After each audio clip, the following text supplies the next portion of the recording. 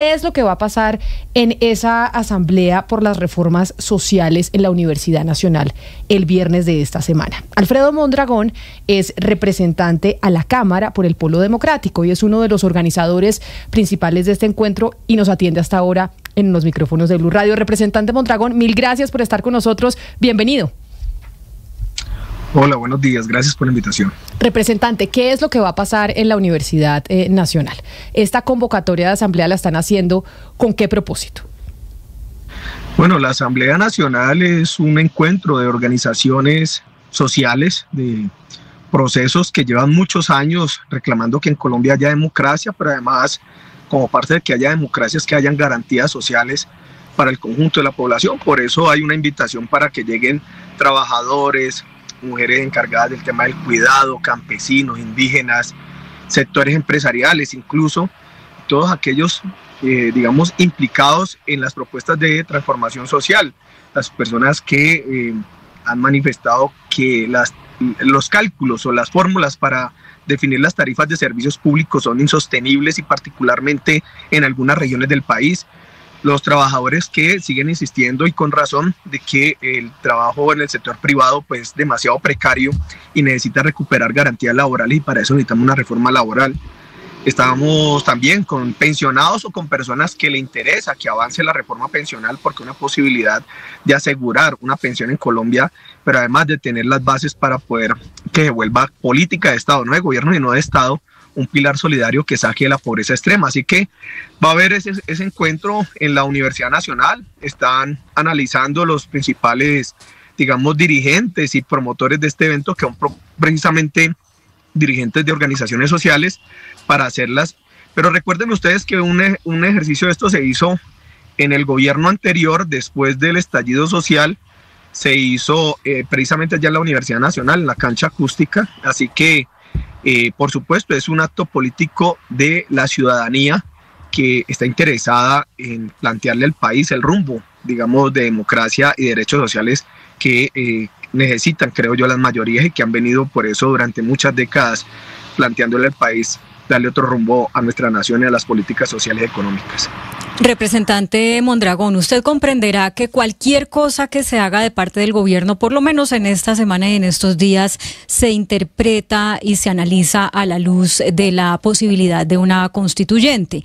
Ayer, además, la representante de su compañera Isabel Zuleta hablaba del interés de sectores muy afines al petrismo de que el presidente Gustavo Petro se reelija.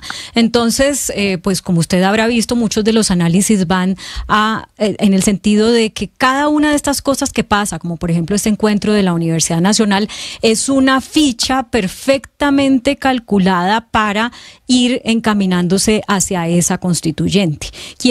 A quienes tienen ese temor, ¿usted qué les dice?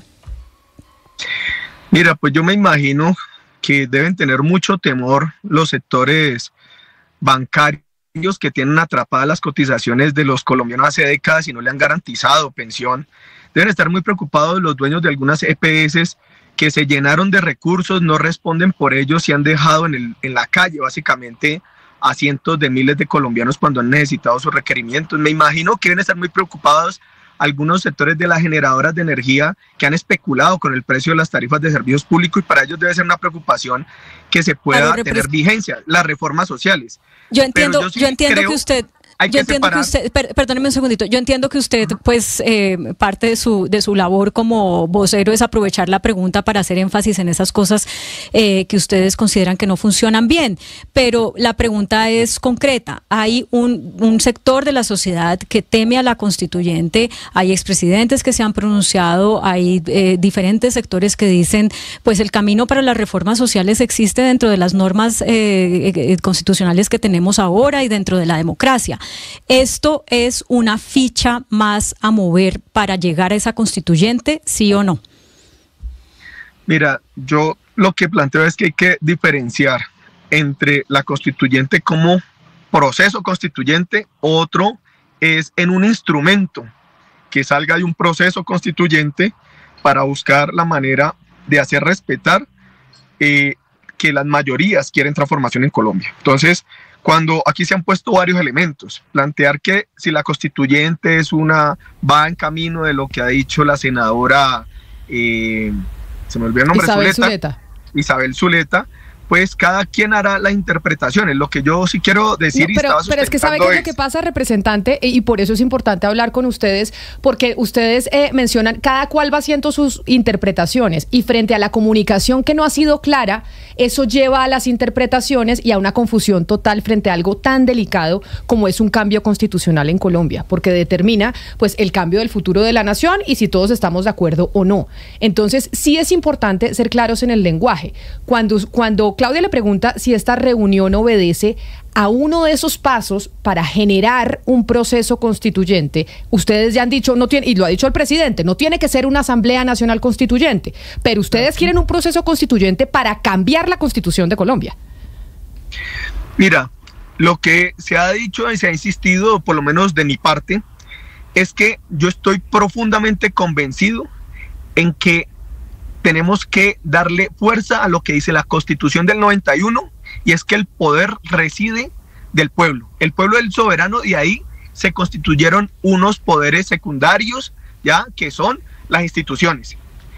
Y que esas instituciones hoy están tomadas por intereses corporativos que impiden que avancen los anhelos de la sociedad. Entonces, ha sido responsabilidad del Congreso de la República de tener un sistema que garantice el derecho y no se da.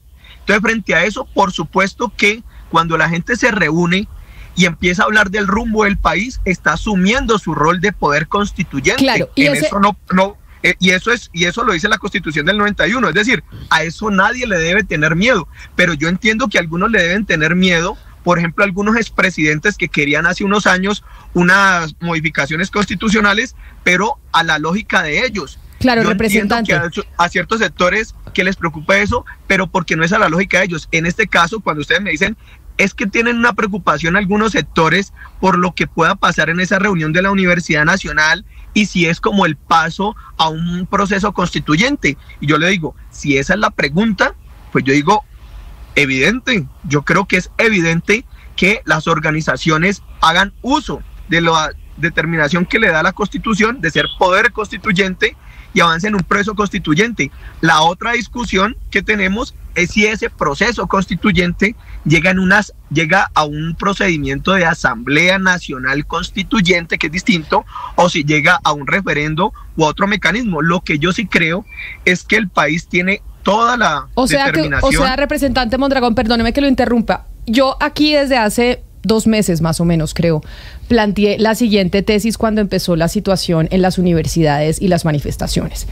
Y muchos no estuvieron de acuerdo en esta mesa de trabajo, creo, y algunos entrevistados, sobre cómo lo que está pasando dentro de las universidades públicas puede llegar a emular lo que pasó en 1991 con la séptima papeleta. Usted me dice que el constituyente primario, que es la ciudadanía, puede reunirse y generar un proceso constituyente, que es lo que va a pasar en esa reunión de la Universidad Nacional. Que otra es la discusión si ese proceso constituyente, esa reunión de la ciudadanía en los centros académicos como la Universidad Nacional, puede llegar a desembocar en una Asamblea Nacional Constituyente. Lo que quiere decir es que sí hay un objetivo desde diferentes movimientos sociales y partidos políticos como el suyo, de que este proceso constituyente, así como sucedió en 1990, termine en una Asamblea Nacional Constituyente. No, la conclusión final en que planteas es, creo que equivocada, en el sentido que yo digo que ese puede ser un rumbo que se da. Lo que sí estoy plenamente y absolutamente convencido es que la Constitución de 1991, que fue un gran acuerdo nacional dentro de todos los sectores políticos en Colombia, establece que el poder reside en el pueblo. Y cuando el pueblo busca tener incidencia para determinar el rumbo del país, yo creo que a eso no hay que temerle ni ponerlo como amenaza, ni plantear algunos sectores que pareciera que es en beneficio de unos en particular, porque en un proceso constituyente debe participar todo el mundo, no solamente los que puedan tener una especie de afecto o simpatía con el gobierno actual, porque sería para hablar es de el rumbo de la nación y en la nación estamos todos, de tal manera que yo creo que no deberíamos adelantarnos, o no, mentiras, algunos tienen todo el derecho a tratar de adelantarse en lo que puede desembocar un proceso constituyente, me parece que es parte del debate. Lo que yo sí creo es que deberíamos nosotros celebrar que el país se esté moviendo, que personas y organizaciones que históricamente han estado excluidas del poder político hoy digan, hombre, somos capaces, podemos tomar decisiones, podemos incidir en el rumbo del país, y que el rumbo del país no lo toman 2 o 3 partidos, 2 o 3 presidentes, 2 o 3 banqueros, 2 o 3 directores de medios de comunicación o dueños de medios de comunicación. Y creo yo que esa es la grandeza. Por ejemplo, en esta asamblea que se plantea hacer en la Universidad Nacional, que yo la verdad reconozco que tiene una cantidad de dificultades porque es demasiada gente la que está pidiendo participar y tienen muchas dificultades de financiar su viaje y su permanencia. Ahí están buscando las posibilidades de financiación, como lo ha hecho el movimiento social, pero lo que a mí me parece muy potente es que las organizaciones y la ciudadanía en sus diferentes reivindicaciones por tener derecho a la vivienda, a servicios públicos dignos, al tema de pensiones, a tener derecho al trabajo digno, en general tener derecho de verdad, no solamente en el papel, al derecho fundamental a la salud, busquen la manera de llamar la atención del país y de las instituciones para que ese sea un propósito de un acuerdo nacional y que no sea el interés de unos cuantos intermediarios y contratistas que han capturado al Estado y sus instituciones. Así que me parece muy importante y por eso ahí están planteando varias mesas para hablar sobre las reformas sociales, para hablar sobre acuerdos de participación política, para hablar sobre las garantías de sectores minoritarios, para hablar sobre las situaciones del cuidado de las mujeres que han beneficiado a sus familias y mucha actividad económica cuando hacen trabajo durante décadas como amas de casa y como cuidadoras y no les reconocen nada en ese trabajo tan importante que hacen nuestras madres. Así que a mí me parece muy positivo que el país se esté moviendo, que no estén pensando en que haya una confrontación violenta, ¿cierto? Que siga rondando en la cabeza a la gente de querer que es la vía armada la forma de poderse expresar, sino por el contrario, desechar cualquier posibilidad de actuación violenta y decir es la ciudadanía en asamblea, en comunión, en debate, darle rumbo al país y que hablen de salud no solamente los especialistas y los académicos, que hablen también la gente del común que llega a estos espacios. Por eso yo sí creo, yo no le veo pues ningún tipo, digamos, de amenaza ni de preocupación que el pueblo se reúna. Creo yo que deberíamos celebrar que la ciudadanía está buscando la manera de materializar la Constitución del 91 y es que el poder resida en el pueblo y el pueblo de ahí emane otros poderes. Representante, Camila justo hablaba de la Universidad Nacional y de todo el problema que se ha generado en torno a esa designación y para algunos posesión ilegítima de Ismael Peña como rector. ¿Por qué escoger la Universidad Nacional como sede de esta asamblea que están convocando para el viernes? Bueno, hay escenarios que se han ganado un lugar muy importante durante muchos años, no solamente en la memoria, en la confianza, y no simbólicas de la actuación política. Recuerden ustedes que después del estallido y de los momentos así bastante, digamos, álgidos en el país, desde el 21N de 2019, como después del estallido social en abril del 2020, se estableció, del 2021, se estableció que buscar escenarios de participación, de acuerdo, de tener una mirada. Y recuerden ustedes que se hizo una gran asamblea también en la Universidad Nacional, en la Concha Acústica, que de hecho ahí se planteó la necesidad de presentarle al gobierno de Duque unas apuestas y al Congreso de la República, recuerden ustedes, unas apuestas en materia de modificar leyes para poder acceder a derechos sociales. Y recuerden ustedes que a través de las organizaciones sindicales y organizaciones sociales se presentó unas propuestas de modificaciones, de proyectos de ley al Congreso de la República para que todo el descontento social que se ha manifestado en esos momentos de estallido social, pues el Congreso de la República los tramitara. Eran leyes que tenían que ver con servicios públicos, con salud, con pensiones, con empleo, y ninguno de esos fueron aceptados por ese Congreso anterior, de tal manera que la Universidad Nacional en ese momento y en otros ha sido un escenario simbólico de donde salen grandes propuestas, de donde salen grandes espacios de encuentro, y esta vez no es la diferencia. Se está insistiendo en lo que se hizo en el gobierno pasado de Duque, que en lugar de atender a la población le terminaba tirando bala Y pero mire, lo que hace la gente Mondragón, es insistir en eso, porque van a hablar nuevamente de eso, de las transformaciones sociales que se están insistiendo en el Congreso de la República. Mire, entonces quiero leerle un análisis que hace un oyente que nos escribe al 301-764-4108, que es nuestra línea de WhatsApp. Y confírmeme si usted coincide con esta tesis que plantea quien lo está escuchando. Y me dice, mire, Camila, lo que busca el gobierno del presidente Gustavo Petro y su movimiento político es convertir la universidad pública en la sede de la Constituyente, en ese nuevo, entre comillas, Congreso, el lugar en el que campesinos, indígenas, afros y estudiantes escriban la nueva Constitución. De allí, de ese texto, saldrán a exigirle a la sociedad y al país político que tienen que aprobar la nueva Constitución hecha en la universidad pública. Más que terminar en una Asamblea Nacional Constituyente, va a terminar en una nueva Constitución. No hay mayorías para aprobar esa nueva Constitución, pero hay presión social en las calles para que aprueben el texto que salga de las universidades, volviendo a lo que usted mencionaba, a ese estallido social del 2019, ese estallido social que capitalizaron muy bien desde el proyecto político del presidente Gustavo Petro y que los llevó al poder y a estar hoy en la Casa de Nariño. Esa tesis que plantea el oyente, ¿a usted le parece que es por donde ustedes están yendo, representante Mondragón? A mí una parte, el comienzo de esa tesis me parece muy llamativa y muy loable. Que sea la universidad el referente de las grandes ideas y de las propuestas de transformación, me parece fabuloso. Esa parte con que inicia el oyente que usted lee, me parece supremamente democrático y profundo, porque es darle un lugar transformador a la universidad pública y donde han estado, pues, referentes muy importantes del pensamiento del país. La perspectiva o la conclusión final es en la que me diferencio, porque lo plantea como si fuera un interés de un sector político solamente, cuando esto tiene que ser de la ciudadanía.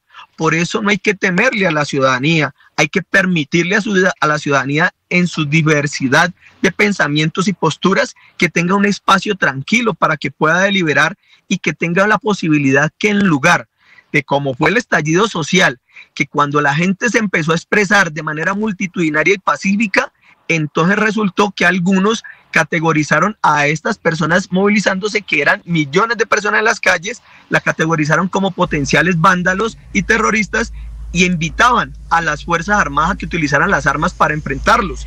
Y entonces, en lugar de escuchar al pueblo, lo que hicieron fue darle bala, sacarle los ojos, apresarlos. En esa situación es la gran diferencia de lo que tenemos, y es que en este momento tenemos un gobierno que le interesa es que el pueblo se manifieste y que trace el rumbo, y como sabemos que lo dice la Constitución Política de 1991, la que está vigente, es que el poder reside en el pueblo, y si el pueblo se empieza a manifestar, representante Mondragón, y se dinamiza esas propuestas, pues no hay ninguna posibilidad que sea la violencia el instrumento para hacerse escuchar, sino las grandes asambleas, la multitudinaria participación de la ciudadanía. Es claro, representante Entonces, Mondragón, es claro que la violencia no es la manera de manifestarse, eso sí, pues es clarísimo, y eso sí hay que sacarlo, pues digamos, sacar las banderas por eso, que no sea de una forma violenta.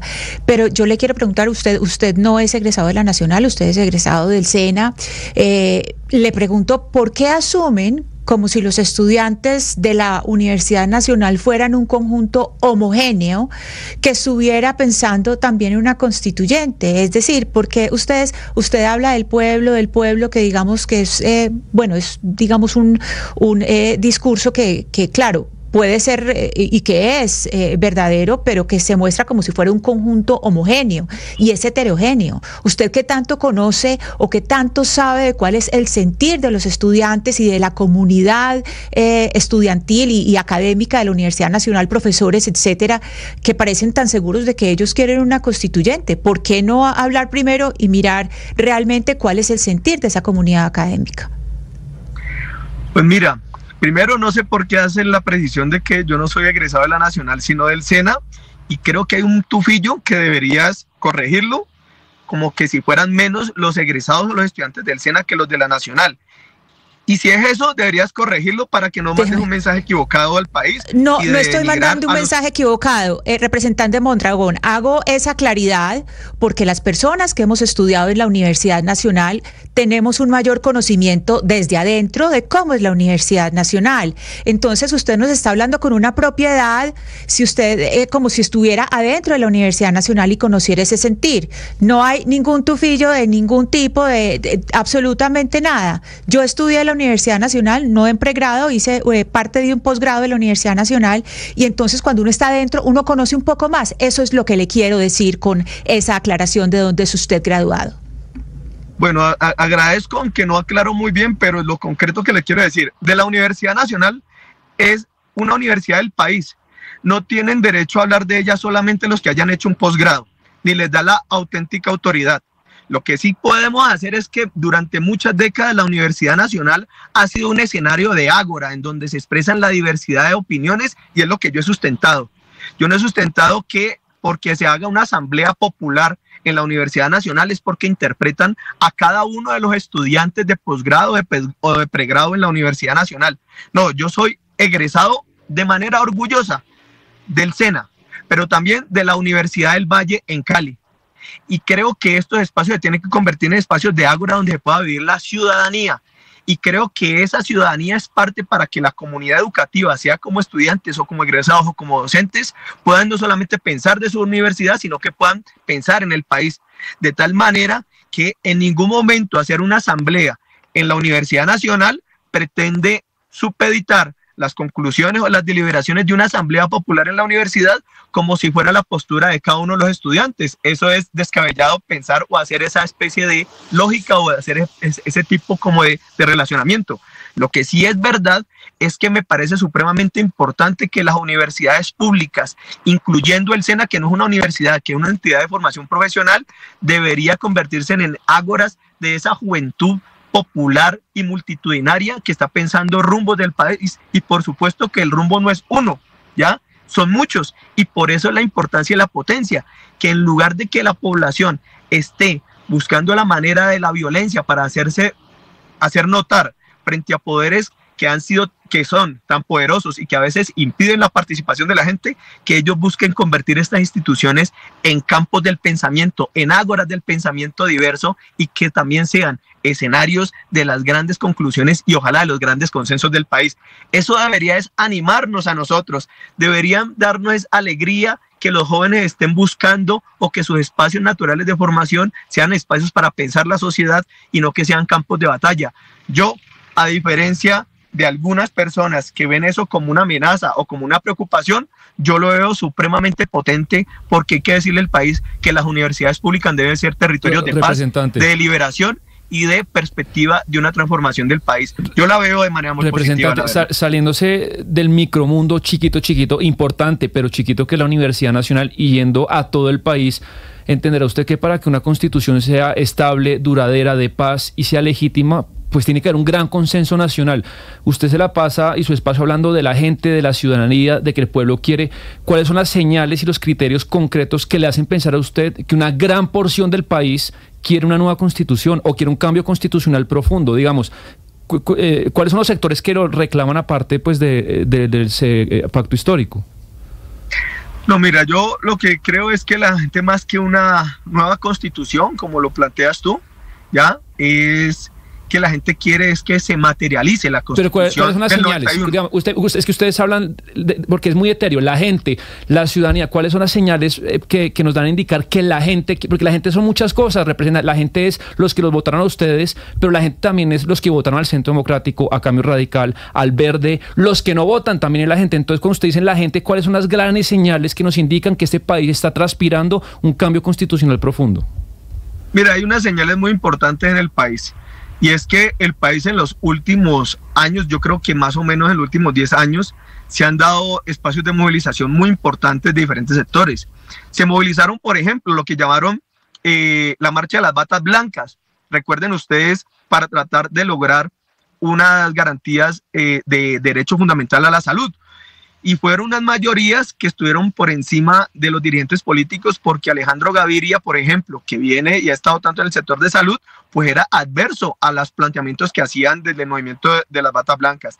Recuerden ustedes los paros agrarios, donde vastas poblaciones agrarias salieron a reclamar que se les tenía que garantizar, era un proceso nacional para poder producir nuestros propios alimentos, porque los tratados de libre comercio lo que hicieron fue quebrar al país. Recuerden ustedes que esos paros agrarios recibieron el respaldo popular de ciudadanía de clase media, sectores populares en las ciudades. Recuerden ustedes que la MANE, recuerden ustedes. Pero doctor Mondragón, en todos esos movimientos que son ciertos, pero en todos esos movimientos que son ciertos, es que yo no recuerdo, quisiera que me dé usted una entrevista, alguna proclama, que esos movimientos hablaron de constituyente. Es que la persona que puso el debate constituyente en el país fue Gustavo Petro hace 2 meses. En este país hace 30 años no se habla de eso. Todas esas cosas que usted dice que sí pasaron, nadie, ni esos dirigentes hablaron de constituyente en ese momento.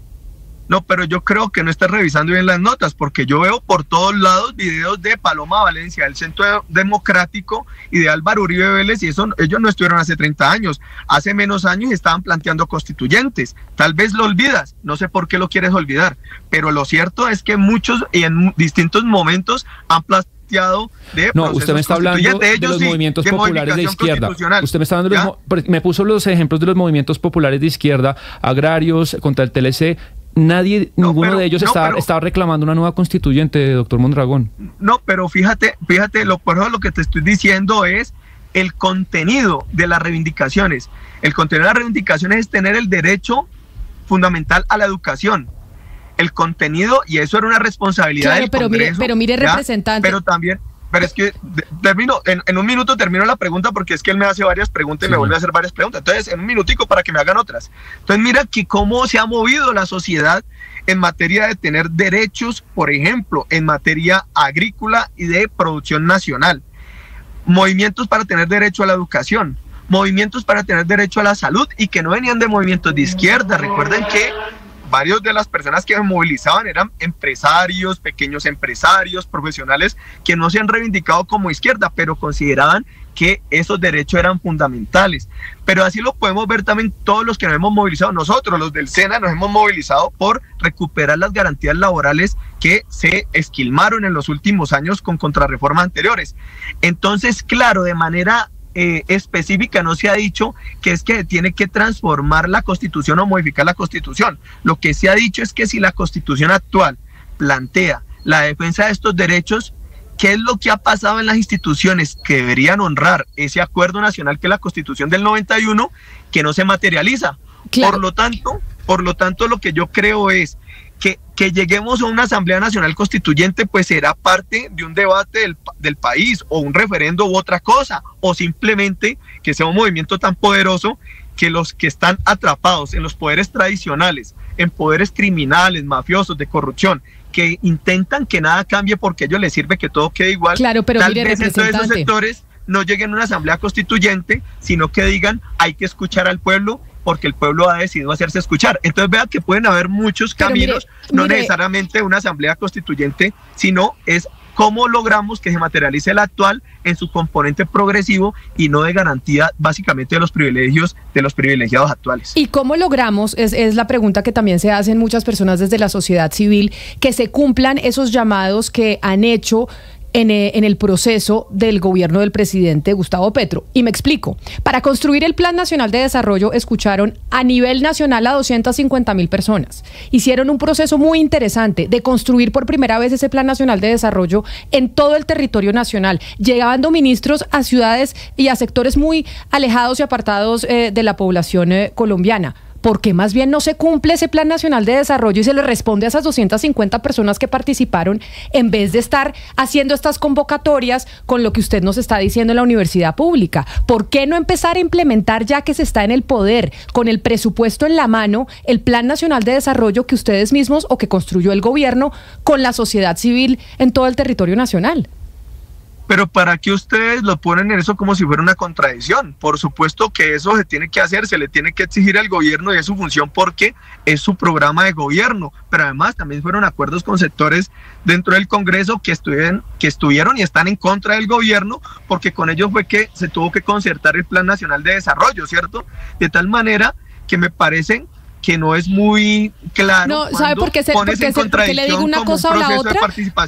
Porque si no, siento que nos empezamos a quedar desde un sector en las propuestas, que queremos cambiar, y tienen la posibilidad histórica. Por primera vez en la historia del país, la izquierda está gobernando y tendría la posibilidad de ejecutar planes que ha propuesto la ciudadanía, como fue ese Plan Nacional de Desarrollo. Y por estar en estas discusiones de proponer, no terminamos ejecutando absolutamente nada y perdiendo una oportunidad única que se le dio o que le dio el país al sector que ustedes dirigen. Y es, miren a ver si desde estando en el poder pueden generar esos cambios administrativos que tanto se necesitan. Pero mira que de todas maneras las diferencias, y yo no sé si la ciudadanía lo nota, porque creo que es muy evidente. Para usted cree en Blue Radio y como periodista cree que el poder está en la presidencia de la República.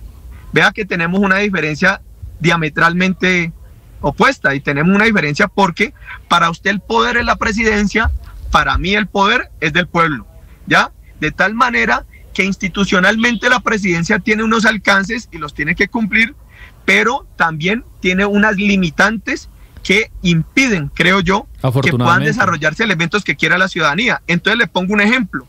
Usted hoy puede tener la posibilidad, le voy a dar hasta normas, que no me gusta estar hablando de normas. Pero mire, representante, ¿sabe? El poder es de las instituciones. ¿Usted se imagina que el poder tuviera, el pueblo tuviera la capacidad de decidir si las mujeres podemos abortar o no? ¿Usted se imagina que el pueblo pudiera decidir si los homosexuales tienen la posibilidad de casarse o no? ¿Usted se imagina si el pueblo pudiera decidir si ciertas comunidades pueden tener acceso a a educación, a salud y demás? Las instituciones son las que tienen el poder y son importantes. Porque imagínense que el pueblo decidiera, por ejemplo, si las mujeres tenemos el derecho a trabajar o no. Pregunten en varios sectores, en varias zonas apartadas de Colombia, si creen que la mujer tiene derecho a salir de su casa y a trabajar, y yo le aseguro que no. Y ese es el pueblo colombiano. El pueblo puede tener muchas interpretaciones sobre diversos temas. Por lo menos si usted le pregunta al pueblo, como ustedes lo preguntaron, creo que fueron ustedes una vez, que si los medios de comunicación embrutecen, pues unas personas, uno podría decir pueblo, a través de una red social, respondieron como un 70% que los medios de comunicación embrutecen. Creo que ustedes mismos hicieron esa encuesta. Sí, lo que pasa es que eso no es una encuesta, eso es un sondeo, porque las encuestas tienen una medición estadística que tienen que hacerse con grupos focales. Y ya que usted habla de medición, eso me parece súper interesante, porque claramente la medición y la matemática de la representatividad de la ciudadanía colombiana está hecha en el Congreso de la República. Ahí hay una matemática que se construyó en la Constitución del 91, para que los que están sentados, permítame, para que los que están sentados en el puesto en donde usted está representen a esos ciudadanos de Colombia. Entonces, esa construcción que usted habla en la universidad pública, esas manifestaciones en las calles que vemos cuando son enormes, ¿qué hablamos? ¿200,000 personas? Dígame un número enorme de las manifestaciones. ¿1 millón de personas que salgan a las calles? La manifestación más grande que hayamos tenido en la historia del país es ¿cuánto? El estallido social del 2019. ¿Esa es la representación de la mayoría del país? Si hacemos las matemáticas, no. Esa no es la representación de la mayoría del país si hacemos esas matemáticas que usted me está poniendo sobre la mesa, representante.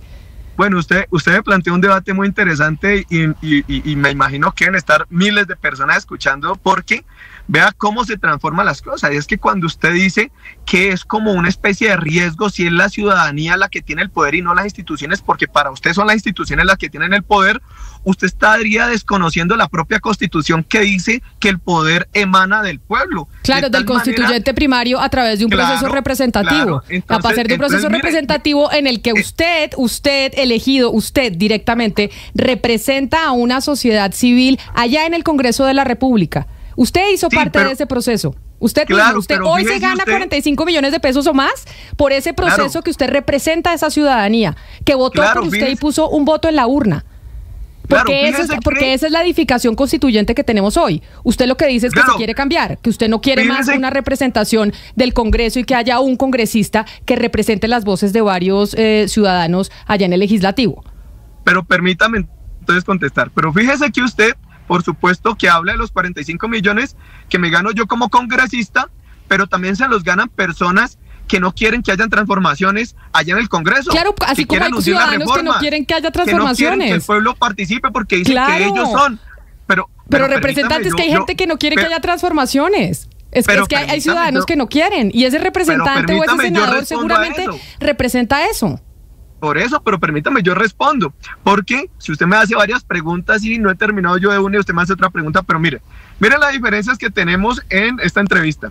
Yo soy partidario de hacer cumplir la Constitución del 91, dándole el lugar que le corresponde según la Constitución al pueblo, que es que los poderes se emanan de este soberano, es decir, el pueblo es el soberano y de ahí emana el poder público. Uno es eso.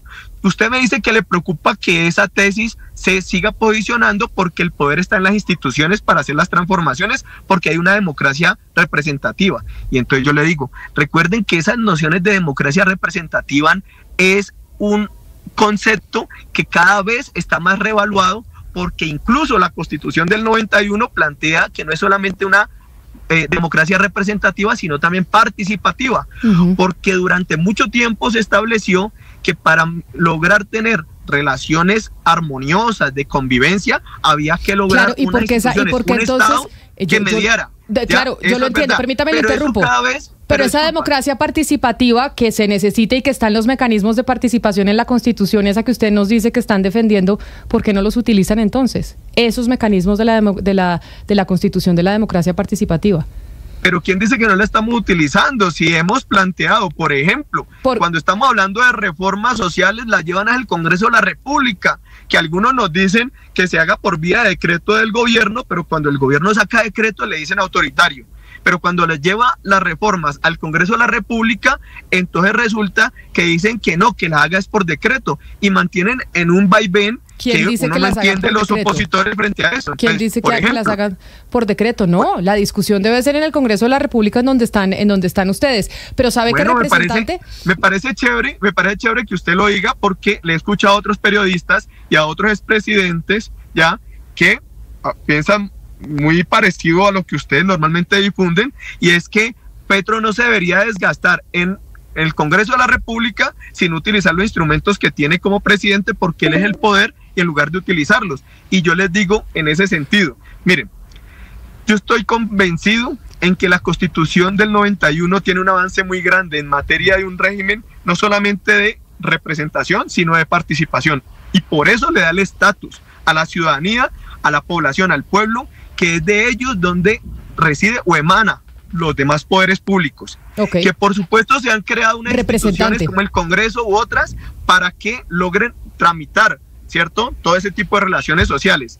Pero también tiene que saber el pueblo que estas instituciones las han cooptado, se han enquistado poderes criminales, corruptos y tradicionales que están utilizando las instituciones básicamente para que nada se transforme. Y en ese caso emerge el poder popular para hacer las transformaciones que requiera. Y en este caso, lo que yo veo, lo que se ha venido planteando, es que emane un poder popular para que diga, vamos a proteger la Constitución del 91, porque las instituciones que creó la Constitución del 91 están tomadas por sectores criminales, de contratistas que se volvieron básicamente parásitos del Estado, y en ese sentido me parece un llamado supremamente potente. Yo les invito a que no le teman a las decisiones del pueblo. No, ni más si faltaba. ¿Les parece? No, yo no le temo a las decisiones, yo no le temo a las decisiones del pueblo, creo que por eso lo estamos llamando, para que nos explique lo que se va a organizar en la Universidad Nacional. Lo que pasa es que veo que ustedes están queriendo plantear un cambio de modelo político. Y ya usted me habla de que la democracia representativa ya está revaluada y que hay otros tipos de democracia que debemos, y ese me parece un debate interesantísimo, y ese sí es un debate que a mí por lo menos me preocupa, a mí personalmente, claro, Camila Zuluaga. Porque es que la democracia representativa hoy tiene unos límites y unos desgastes. No significa por qué. Claro, pero la democracia deliberativa es la que, ¿cómo van a medir ustedes? Que es que el líder que ustedes ungen es el que va a interpretar lo que dice la ciudadanía, o cómo determinan en la democracia deliberativa qué es lo que opina la población. Pero no, ¿sabe qué? Es que representante. Es todo lo contrario. Ni es un líder presidente, ni es un líder de un medio de comunicación, ni es el dueño empresario de un medio de comunicación, ni es un banquero, es el pueblo. Pero ¿quién es el pueblo, representante? En su diversidad de posturas, es el representante tiene que pueda establecer diálogos cuando hace miles de años en ágoras políticas para que pueda dar un rumbo al país. Representante, cuando los griegos se reunían en la iglesia, habían 200 personas, era fácil llegar a ciertos acuerdos. Acá somos 50 millones de personas, tiene que haber un criterio matemático que todo el mundo medio respete para ver qué decisiones tomamos, porque es que esto del pueblo, él quiere, el pueblo no quiere. Imagínense 50 millones de personas, ¿cómo nos ponemos de acuerdo para tomar las decisiones más importantes si no es con unas reglas muy claras, muy estrictas y además objetivas, medibles? Este señor sacó 5 millones, le ganó al que sacó 2. Pues si las cosas no son concretas y verificables, ¿cómo tomamos decisiones? Usted nos está hablando de cosas demasiado etéreas, imposibles de medir. No, yo entiendo que de pronto no logres, digamos, interpretar o aceptar lo que estamos planteando, porque obviamente es más fácil hablar, ¿cierto? Un congresista encerrado con 280 y pico de personas más, hablando por los 50 millones de colombianos, o un periodista que muy pocas personas le refutan y habla por el micrófono todos los días y da sus opiniones personales, pero también al parecer de algunos sectores de interés. Es muy fácil hacerlo. ¿De cuáles sectores de interés? Perdóneme. No, es que representante Mondragón, usted le dice a mi colega que tiene un tufillo la pregunta que le hace por lo del SENA y lo de la Universidad Nacional, y entonces ahora yo le digo cuáles son los sectores de interés. Claro que hay sectores de interés muy poderosos detrás del Congreso. No, usted me está diciendo que una periodista, y que creo que se está refiriendo a mí por la conversación que estamos teniendo, que tengo unas opiniones personales, por supuesto, igual que usted y que toda la ciudadanía. Y usted dice, y unos intereses. ¿Cuáles intereses? Vea, por ejemplo, le digo, la revista Semana. No me hable de la revista Semana, porque la revista Semana nada tiene que ver con Blue Radio, y como ejerzan el periodismo en Revista Semana no tiene nada que ver, ni yo tengo la responsabilidad de cómo lo ejercen allá. Mi pregunta es, en esta conversación que usted está teniendo conmigo, espero que muy respetuosa, usted dice que yo estoy representando unos intereses, y le digo ¿de quién? Pero venga, si usted me dice que si usted me muestra la grabación y devuelve esta entrevista y me demuestra que yo he dicho que usted representa intereses, yo me retracto. Pero es que yo no he dicho eso. Yo he dicho que hay intereses detrás de Congreso, de congresistas, incluso de periodistas. Pero yo no he dicho usted, por eso cuando claro, usted pero como en la conversación está hablando conmigo, representante, pero es que tampoco le gusta. Entonces pero yo le digo esto, pero venga, se lo digo claramente. La señora Vicky Dávila está detrás de un medio de comunicación que es de propiedad de uno de los hombres más ricos de Colombia, y hay intereses. Recuerden ustedes que detrás del Congreso hay intereses. Por ejemplo, multinacional Keralty, que tiene negocio en Colombia, pero usted me está hablando de la revista Semana y yo no respondo por la revista Semana, representante. Es que yo no entiendo por qué yo no respondo por la revista Semana, y yo no respondo por el periodismo que se hace en otros medios de comunicación. Por revista Semana, pero no me puede decir de que no hay intereses detrás de una periodista cuando yo lo estoy diciendo y se lo estoy demostrando. Vea lo de Vicky Dávila, ¿ya? Y vea que Vicky Dávila hace tiempos salió en un video reprochando y diciendo que había periodistas comprados y que se vendían al poder.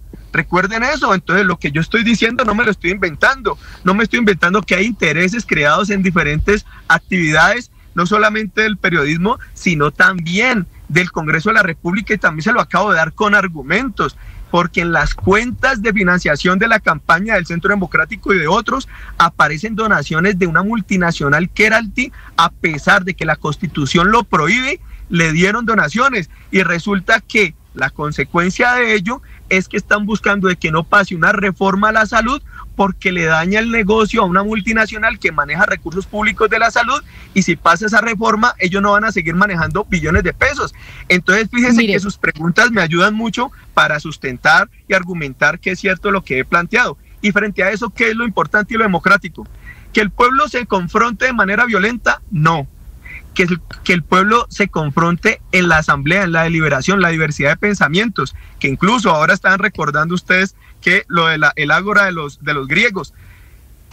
Las sociedades han avanzado y ya no tenemos ese espacio de liberación que era entre pocos. ¿Saben por qué? Representante, porque en ese mire, solamente le eran voy a considerados ciudadanos los blancos, hombres y con Mire, le voy a hacer una propiedad. propuesta. Hemos avanzado en las sociedades. Le voy a hacer una propuesta y le voy a pedir que usted nos ayude a ejecutarla. Ustedes tienen esta asamblea ¿cuándo? El viernes, ¿cierto? Sí, están tomando determinación si la mantienen, porque realmente hay muchas dificultades de financiación, porque hay demasiadas personas que quieren llegar, pero se está planteando que sea el viernes o podrían moverla para otro día, pero hay un ánimo muy grande, mucha organización en todo el país de poder participar. Por eso, entonces hagamos una cosa, y si le parece, porque usted dice acá es una participación de todos, estamos allá con ustedes cuando hagan esa reunión, nos vamos con la mesa de trabajo de Blue Radio a la Universidad Nacional a que hagamos, y usted nos ayuda con la seguridad, y nos ayuda con la seguridad que podamos estar allá sentados y viendo lo que está pasando y quiénes son las personas que están en esa discusión, y en eso que usted está planteando es precisamente la discusión desde la sociedad civil de los cambios que se quieren hacer en Colombia. ¿Le parece? Pues mira, yo estoy supremamente de acuerdo, porque incluso en el estallido social, donde había tanto rechazo a Blue Radio, a Semana, yo facilitaba. Yo no entiendo usted por qué me pone en la misma cartera de Blue de Semana. Es que de verdad no lo entiendo. Pero me parece es como si yo, no quiero hacer comparaciones, pero no entiendo por qué me está poniendo en la misma. O sea, es como si yo lo pusiera a usted no sé, en la misma cosa que Ciro Ramírez, que está preso, o de Armando Benedetti, lleno de que además ayudó a que usted tuviera sus votos, ¿no? Porque recordemos que Armando Benedetti ayudó a que a la lista que lo eligió usted al Congreso llegara a tener varios votos, ¿no? Que era la del Pacto Histórico. Pues yo creo que entonces, no, porque si Armando Benedetti vota por allá en la costa y yo fui elegido en el Valle del Cauca. Tal vez yo le puse más votos para que algunos de ellos puedan tener hoy participación política. Pero bueno, no me tomes, usted me ha hecho una propuesta y yo la cojo. Yo me comprometo a que le transmito a los encargados de dinamizar la asamblea, de que invitemos a los medios y particularmente a Blue para que puedan estar ahí. No solo a nosotros, sino a todos, porque si esta es una convocatoria para toda la sociedad civil, que podamos conversar entre todos, que eso yo estoy de acuerdo con usted, desde pensamientos diversos, que ahí estemos todos. Vea, me comprometo aquí, delante de toda la ciudadanía, que voy a transmitir a los organizadores de la asamblea que inviten a todos los medios de comunicación, aún a los medios de oposición, ¿ya?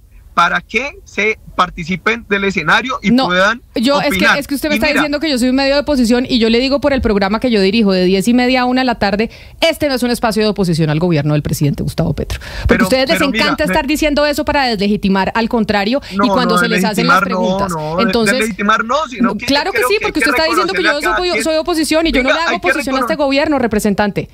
Venga, y eso es una falacia que ustedes... Hablo a lo último de lo que usted está diciendo, que es una falacia, pero yo quiero precisar la invitación que usted me ha hecho y que le acabo de decir reiteradamente, que la cojo como que voy a llevar a los organizadores del evento para que abra un espacio en donde todos los medios de comunicación puedan estar ahí registrando. Pero yo se lo agradezco. Lo que no puedo yo aquí plantear y decir es que yo les garantizo la seguridad, porque, por ejemplo, mi seguridad no me lo garantizo yo, me la garantizan las instituciones del Estado, ¿ya? Por ejemplo, ¿cierto? Yo no tengo un esquema puesto por mí, sino por el Estado, ¿ya? Claro, entonces ayúdenos usted, que tiene en este momento contactos, porque yo no tengo esquema de seguridad. A diferencia suya, yo no tengo ni camioneta del Estado, ni tengo conductor, ni gasolina, ni escoltas, ni nada. Yo tampoco tengo gasolina. Entonces, por eso le digo, vamos. También he rechazado. Vamos y participamos todos, y ojalá no solo este medio de comunicación, sino todos los medios de comunicación del país, para ver cómo es el proceso que ustedes están gestando desde la universidad pública para generar ese proceso constituyente, para ver de qué se trata ese proceso constituyente y el país lo pueda conocer. Me encantan que ustedes estén, porque la asamblea es una asamblea para hablar de la transformación en materia política, pero también del respaldo a las reformas sociales, y que puedan ustedes estar ahí y registrar.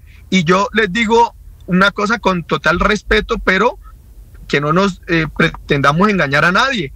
Evidentemente que el comportamiento de algunos medios de comunicación es más de oposición, porque permanentemente están buscando la manera de hacer una especie de fustigar al gobierno, del actual gobierno de Petro, que no tenían la misma postura. Quiere que le diga una cosa, representante. Eso es lo que siempre dicen desde el poder. Cuando estaban sus antecesores, Iván Duque, nos decían exactamente lo mismo. Igualito. Eso es lo que dicen del poder.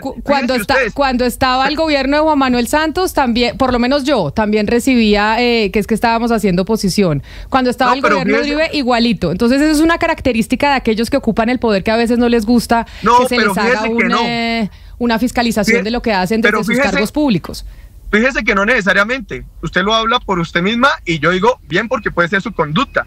Pero yo, por ejemplo, al señor Néstor Morales nunca le escuché que estuviera pidiendo investigaciones exhaustivas frente a familiares que tenían casas de la SAE y que podían vincular al expresidente Iván Duque. Entonces mire cómo sí ciertos espacios se terminan silenciando sobre el tema. Yo no estoy hablando de usted, pero sí creo que algunos... Claro, pero como está hablando conmigo, en términos general, no una periodista, sino el conjunto sobre ese tema. Así que yo creo que no es mentira lo que estoy planteando. Me hubiera gustado mucho que Néstor Morales se hubiera pronunciado frente a aquellos familiares del expresidente Duque que al parecer estaban vinculados en quedarse con predios de la SAE sin ninguna justificación. Pero bueno, el país lo evaluará, el país es inteligente y el país tendrá que ir tomando los rumbos que merece la nación. Lo importante es que no sea en violencia, sino que sean espacios de deliberación pública. Quedamos pendientes, representantes, se nos va a acabar el enlace y por eso no quiero cortarlo así, pero es que se nos acaba, usted debe estar viendo que se están acabando los minutos. Entonces, le agradezco enormemente que nos haya atendido, haber tenido esta conversación para entender un poco lo que están pues pensando ustedes, imaginando con esta reunión en la Universidad Nacional y lo que es ese proceso constituyente y cómo podría pues terminar en una Asamblea Nacional Constituyente. Muchas gracias por aceptar esta entrevista, un saludo especial y quedo pendiente de que nos permitan a los medios de comunicación asistir a ese evento. Un saludo y feliz día. Haré todo el esfuerzo para mandar el mensaje y muchas gracias por el espacio. Hasta luego. Chao, representante. Chao. Camila, mire, yo